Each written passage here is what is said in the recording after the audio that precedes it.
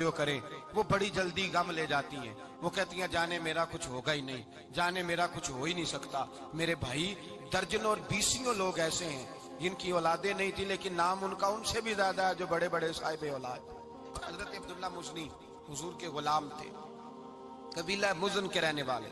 والد فوت ہو گئے, چچا نے پالا تھا, اسلام قبول کر لیا. چچا اسلام کا بڑا دشمن ہے, حضور کا نام آئے تو جلال کرتا ہے, حسد اور بغض میں جل جاتا ہے, بڑی اسلام کے ساتھ دشمنی اور عناد رکھتا ہے.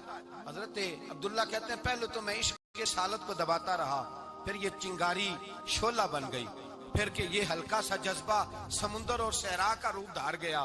فرماتے ہیں ماں تھی اور میں تھا, میں گیا جا کے چچا سے کہا میں نہیں رہ سکتا. کہاں جائے گا؟ تو میں نے دھیمے لہجے میں کہا میں مدینے جاؤں گا, اب میں رسول اللہ کے مدینے جاؤں گا, اب میرا گزارا نہیں ہوتا, اب میں جاؤں گا.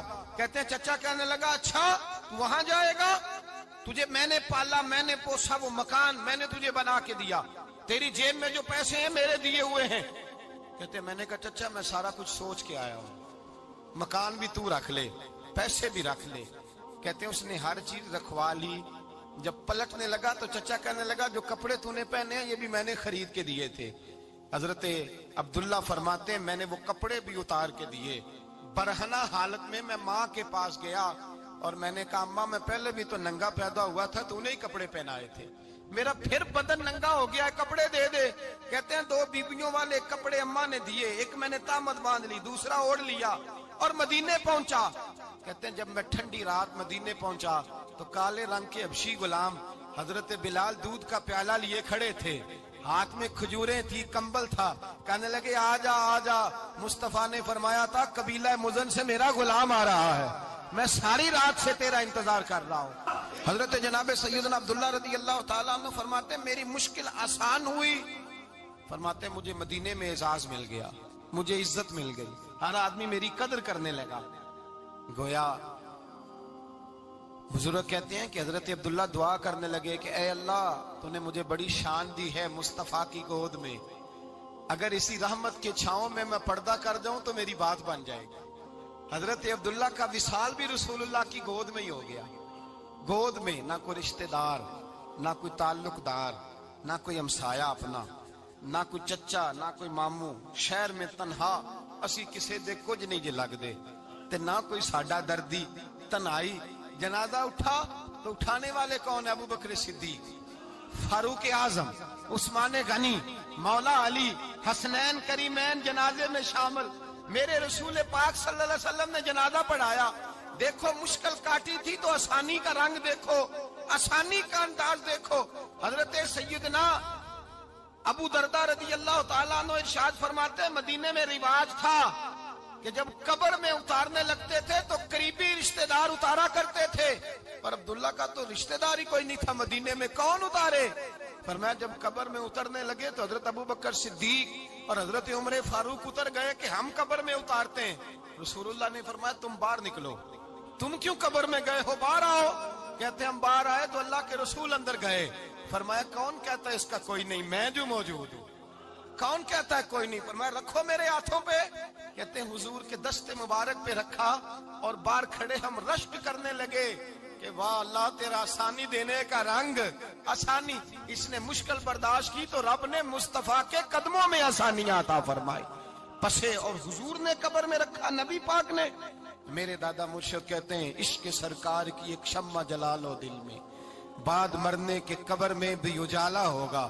اور میرے اعلیٰ حضرت فرماتے ہیں لحد میں عشق رخ شاہ کا داغ لے کے چلے, لحد میں عشق رخ شاہ کا داغ لے کے چلے, اندھیری رات سنی تھی چراغ لے کے چلے.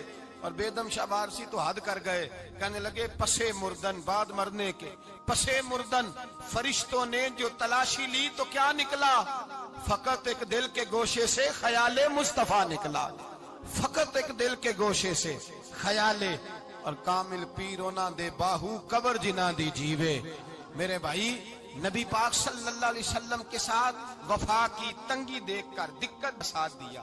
مکہ مخالفت کرتا تو جناب فاطمہ हुजूर का ख्याल रखती। फातिमा बिनते असद बड़ा प्यार किया, बड़ी मोहब्बत की मौला अली की वालदा ने, हर दुख हर तकलीफ काटी, लेकिन रसूल कायनात सल्लल्लाहु ताला अलैहि वसल्लम का साथ ना छोड़ा।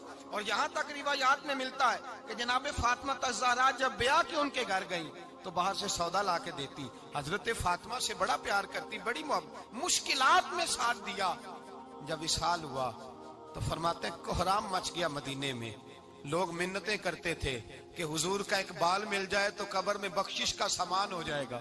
रसूल पाक ने फरमाया जब जनाब अली की वालदा को गुस्ल दे लो तो कफन पहनाने से पहले मेरे पास आना। कहते हैं जब गुस्ल दे लिया तो अर्ज की हुजूर गुस्ल हो रहा है, कफन का क्या करना है। हुजूर अंदर गए, कमीज बदली और जो कुर्ता पहना हुआ था उतार के दिया। फरमाया वो अली की माँ नहीं मेरी माँ है, इसने मेरे लिए बड़ी तकलीफें सही हैं, बड़ी मुश्किल देखी है। फरमाया इस तरह करो मेरे कुर्ते में उसे कफन दो। हुजूर ने जनाजा पढ़ाया, अपने कुर्ता लिबास मुबारक में कफन दिलाया। फिर जब वो दफन हुई तो हुजूर कब्र पे खड़े हुए, खड़े होकर फरमाया ऐ अल्लाह अपने सारे नबियों के वसीले से और मेरे वसीले से मेरी अम्मा की बख्शी फरमा दे।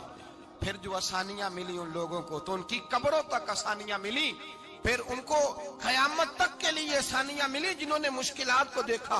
और भाई जो सोए रहे, जो आराम करते रहे, जिन्होंने मुनासिब ही न समझा कोई कठिन मरहला तय करना, जिन्होंने कहा ना ना ना ना हम तो सुख के साथी हैं, हम तो सुकून के साथी हैं, भाई हम तो सलूट के साथी हैं। जब मौजे लगेगी तो दौड़ के पहुंचेंगे, कहेंगे हमारा भी तल्लक बनता है, हमारी भी रिश्तेदारी होती है, हमारे भी राब्ते होते हैं, फिर दौड़ करके पहुंचेंगे। असल साथी वो होता है जो दुख का साथी होता है, आजमाइश का साथी, मुश्किल